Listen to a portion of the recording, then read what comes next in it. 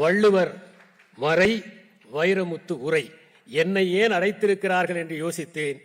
வள்ளுவர் மறை வைரமுத்து உரை வாழ்த்துரை இறை.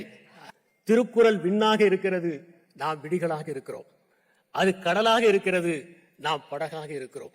அது குளமாக இருக்கிறது, நாம் குவளையாக இருக்கிறோம்.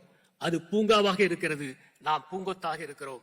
அது கடற்கரையாக விரிந்திருக்கிறது, நாம் கிளிஞ்சல்களாக இருக்கின்றோம். அதனால்தான் உலக அறிஞர்கள் எல்லாம் அதை உரசி உணர்ந்து உச்சி முகர்ந்து உச்சரித்திருக்கிறார்கள். Albert Schweitzer, A MacDonell, Watt, Ariel, Pope என்று எண்ணற்ற உலக அறிஞர்கள் அதை உச்சத்தில் வைத்து கொண்டாடி இருக்கிறார்கள். எப்போதும் அன்பால் தான் வெல்ல முடியும், அதிகாரத்தால் வெல்ல முடியாது. ஆனால் அதிகாரத்தால் ஒருவர் தான் வென்றார், அவர் திருவள்ளுவர்.